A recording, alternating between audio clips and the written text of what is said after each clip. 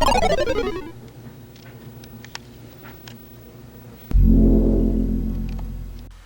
guys, Axel Myth here, and happy Mario Day to you. Technically, I'm recording this on the day before, but when I upload it, it's going to be the day after. Guess I could record this tomorrow, maybe. I don't know if I'll have time. I know I had time tonight, whatever. So, yeah, happy Mario Day. I have a few things that I'm going to review today. It's a book that I recently finished and a game that I recently finished. So, as far as buys and stuff, I haven't bought a lot, which is good, I suppose. I don't know. But I did buy a capture card. It's in the mail. I don't even know if it's in the mail yet, come to think about it. But anyway, it'll be here by the time I do the next one. The 21st, the weekend of the 21st, me and my wife are going back to Schaumburg to Galloping Ghosts. So, that's fun. And I'm going to see about doing a blog or a vlog, whatever, there. But I also bought this. It's Resident Evil Revelations 1 on the 3DS. It was like $15, and I was like, something happened with the Mario and Luigi game where they gave me the wrong one. They gave me the second one in that series, the second one, which comes with 3 and 4 or something like that. But when I was there, I saw this and I was like, $15? Why not? I was actually planning on buying the second one while I was there, as they gave me, the copy I need, the copy I supposedly bought. I was just going to buy it, but it was like $40. So I was like, yeah, no, not doing that today. But, $15 was doable that day, so, But the two things, well, I've actually completed 3. I read Noragami number 2, and for some reason it was a lot harder to get through than it was number 1 for some reason. There's just a lot of side notes, and, just trying to read it all, sometimes these words would distract me, sometimes these words over here would distract me, sometimes this picture would distract me from what I'm trying to read. You know what I mean? I don't remember that a lot from the first, but whatever. But the two things I'm going to review today are, I know they have nothing to do with one another. So I'm going to start with IMC3PO, The Inside Story. Basically what this book is, it's a book written by the man in the golden suit. Anthony Daniels himself. It says his name right there. It's just a clue in, it has his name right there. But he goes a lot over some of the C-3PO behind the scenes stuff from the original Star Wars. A little in Empire and some in Jedi. I think a good, I want to say quarter of this book is the original Star Wars, and then everything else is ranging from Empire all the way to Rise of Skywalker. And even then he doesn't touch upon that very much. But I really recommend this book. Anthony Daniels is British, so a lot of the stuff is going to be spelt wrong. That's something my dad came up with. I thought it was hilarious. But it really made me have a new appreciation for the C-3PO character.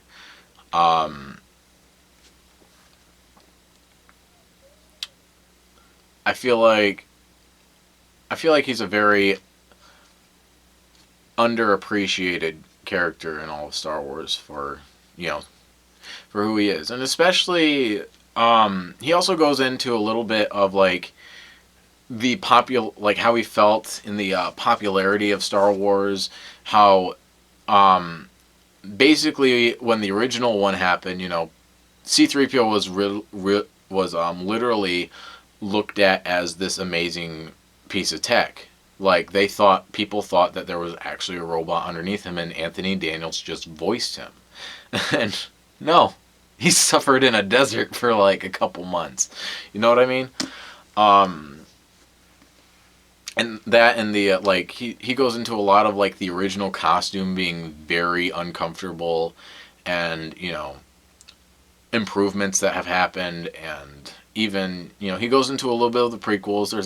He actually describes a deleted scene that I don't think I've ever seen. And I thought that was really awesome. So yeah, I definitely recommend this book if you're into reading Star Wars books. It's more behind the scene, you know. It's obvious, like I said, it's behind the scenes and not like you know, Star Wars Captain Phasma, where it's a novel of itself on its own. You know what I mean? It's a behind the scenes book, and I really liked it. Thank you, Anthony Daniels, for being C3PO all these years. You know. Um, Now we're gonna get into the game review. Mario vs. Rabbit. Nah. Wow. Mario plus Rabbids. I'm an idiot. Okay. I can't read backwards. Like I'm seeing backwards. Mario plus Rabbids Kingdom Battle.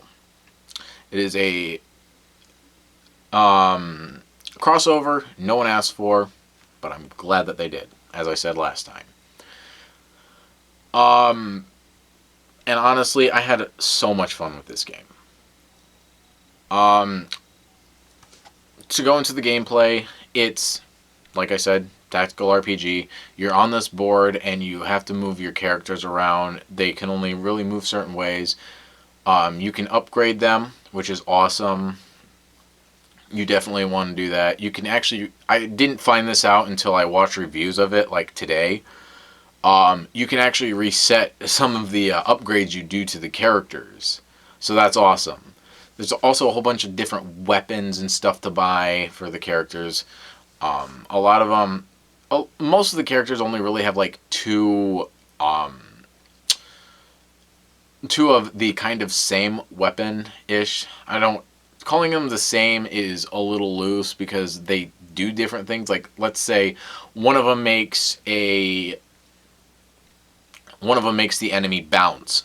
Like, it literally just pushes them back. Some of them actually do just push them back. And then, like another another blaster will, like, glue them to the floor or make it so that they can't attack you. They can still move, but they can't attack you. And then there are, excuse me, there are other guns that will just stop them flat on their feet. So there's a lot of customizations with the character themselves. You can have teams of 3. I was really disappointed in that a little bit. I was like, why can't I have a 4th? And especially at the end boss, I thought that they were going to add like all 6. Is it 6? No, it's 8. All 8 characters at once, and and when they didn't do that, I was a little disappointed. But like, this game would be way too easy if they did that. Okay, 3 is all you need. I don't think I ever really wished for a 4th character. Getting into the characters. Nice segue, not really. But there's Mario, who's the leader. He is unchangeable from the team. He's kind of the everyman, is the best way to describe it. He hits a decent amount. He's pretty decent ranged. He doesn't have a ton of range, but sorry. but better than others.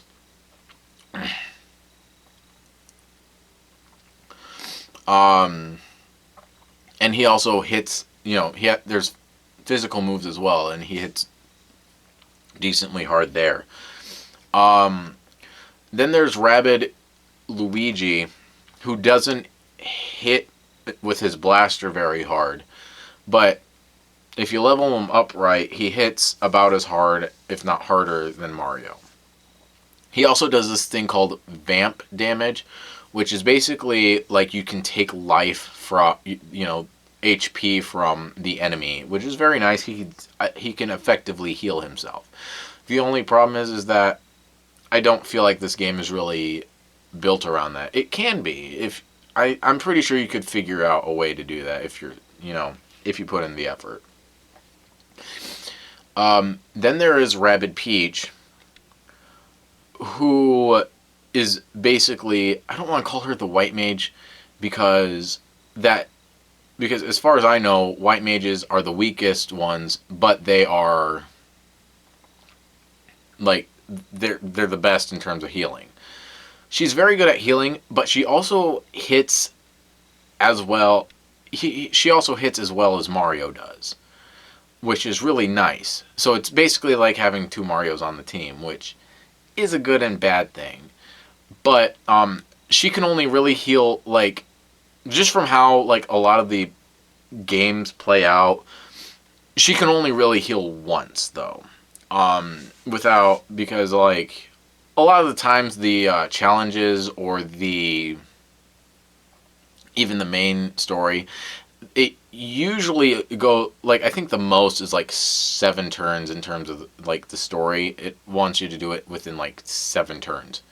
You know what I mean? And that's like the biggest one. And that's like the biggest one.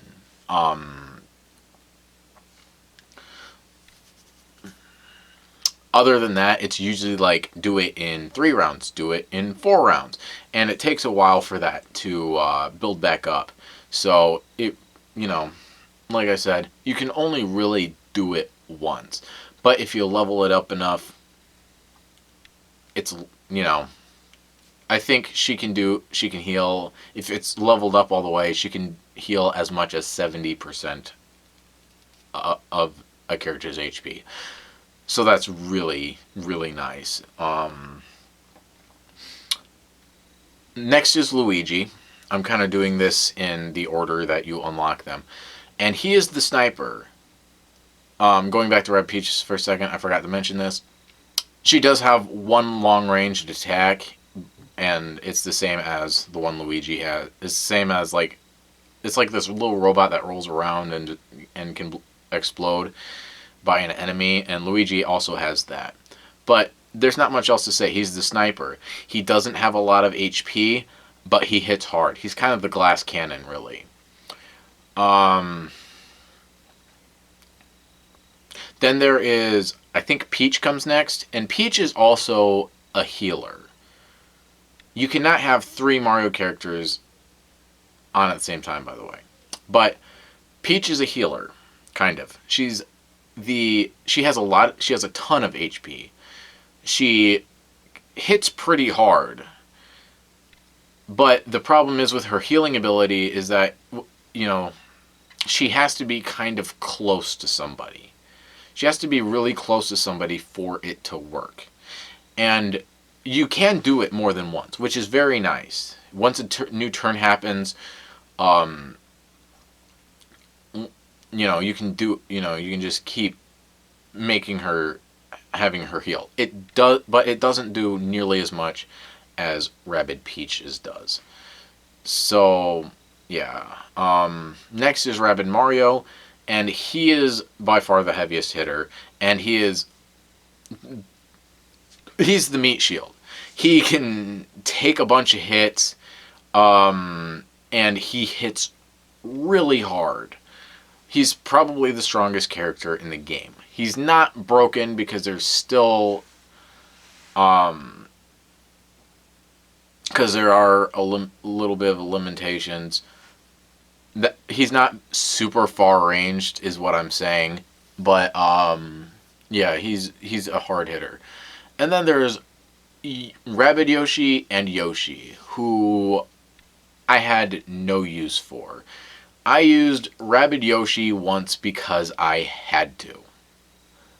That's it. And I don't know if I had to or if I just wanted to try him out and I didn't like him. I don't remember. But he has like this gaff link gun. I don't even know how to say it. But it's like a machine gun. And it can either do a ton of damage or it does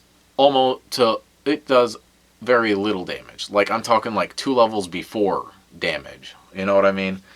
Leveling up is really about buying the next gun. You know what I'm just throwing that in as a side note. That's what I mean. Um, and then Yoshi, I didn't even use. You get him so late in the game that it was kind of pointless to even add him. I mean, Rabbid Yoshi was pushing it to me, but Yoshi, you know, I think you get him like halfway through World 4, maybe. It's at least the beginning of World 4, and by then it's like what's the point? It really was like what's the point? And I don't even know what he does. I know he has a rocket launcher, which is supposedly a little far damaged, but Yoshi also has the machine gun that does either no damage or does a bunch of damage, and I just don't like that. I just don't like that. I'm not a very luck based type person because I'm usually the one who doesn't get the luck. You know what I mean? But there's also a bunch of cover. There's 2 types of covers in this game. There's 100% cover, and then there's 50% color, and then there's cover, not color, and then there's 0% cover, which means that the enemy can hit you. You know what I mean?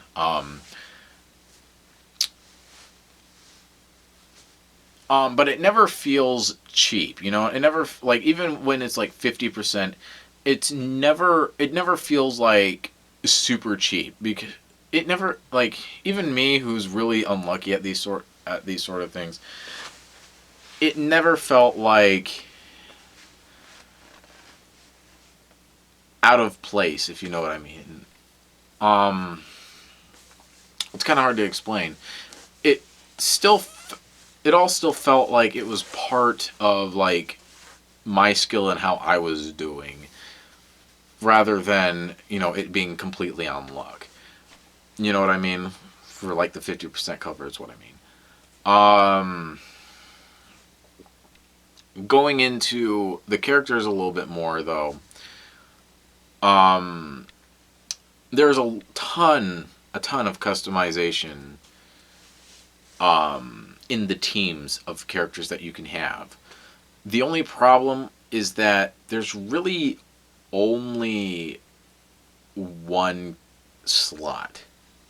Like I said, Mario's a mainstay, and then you're almost always going to want a healer. So that is 2 spaces. Granted, there's still a lot of customization in that. Um, but it feels rather limiting, is what I'm trying to say, because you cannot change Mario from the team, but you also can't have 3 Mario characters at once. Both of these limitations make sense, but together they just feel really limiting because there were times I never wanted a 4th character, like I said before, but there were legitimately times where I was like, I really just want like Luigi, Rabbid Peach, and like Rabbid Mario. You know what I mean? But you can't do that. Because that would be a really, I thought, balanced team. And I mean, like I said, Rabbid Peach is almost like Mario. So having her and Mario she heals, and Mario doesn't. You know what I mean? So it'd at least be nice if they got rid of one of the two limitations. And personally, they don't even have to get rid of the limitation. They just have, like, if they could just make it so that, like, Luigi could be an option for a captain or, like, the leader or whatever, that, that would get at least rid of a little bit of that limitation feeling. Because then you could have one of the two brothers on your team, and then, so it doesn't just feel like you have two different Marios on your team in terms of attack. You know what I mean? You could have a little bit more variety in your attacking. I don't even, like, I personally don't even think that would make the game easier. Maybe a little bit, but not a ton. So yeah, I had a lot of fun with this game. The music, I'm not going to lie, music is something that I don't notice a lot in games. It's not that I don't appreciate it. It's not like I don't think that it's not needed. I think video game music is as necessary as gameplay. But it's just not something I tend to notice. But from what I heard of this, I really liked it. And actually, I really wanted to find a soundtrack so I could just listen to the music. But yeah, the boss battles were also really fun. In case, I don't know if you saw that, but, oh, sorry. But right there, there's a giant Donkey Kong Rabbid. He's not playable. He's one of the bosses, and I just loved the idea of that. The story's nothing really to write home about. But it is very interesting in terms of Mario. Maybe not in terms of Rabbids, but in terms of Mario, it really is. But yeah, that's Mario versus Mario. I keep calling it Mario versus. It's actually Mario Plus. But Mario versus Rabbids Kingdom Battle. It's a great game. I don't know if it's going to be for everybody. The humor tends to be just the fact that the Rabbids are loud and obnoxious and random, and humor is very subjective in that way. But I never thought that this game. I didn't think that this game would be as good as I thought it was, because there's also like a ranking system a little bit at the end, where you're judged on how many characters you have left alive, so that could be 3, 2, or 1, and how many turns you beat the round in. There's usually a set amount that it doesn't tell you about. You're not gonna fail. You can do it. You can literally go on for 100 rounds. I don't recommend it, but you could, and it would give you like a fair. You know what I mean? It would just basically tell you, yeah, whatever, you did okay. There's only like 3 rankings. There's perfect, good, and fair. But what I'm trying to get at is that I don't normally go back and complete that type stuff. This game made me want to. Like, I just had to complete all the perfects. And then there's also these challenges that that you can get more gold coins for more guns, and more power orbs to power up your characters. And that just kept me going back, you know what I mean? I don't know I don't know much of the replayability beyond doing that, but it's got a lot of replayability in the challenges, guys. This is a great game, and and if there's, oh yeah, there's something I do have to mention with this though. Maybe they fixed this in a patch. I don't know. Right now I don't have internet. I do this stuff at work.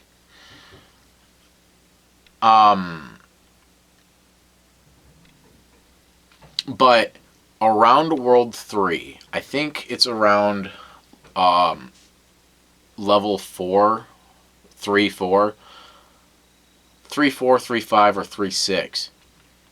But the game just started glitching out. Uh, things, different models were being replaced with the characters. There are different floor spaces being popping in and out.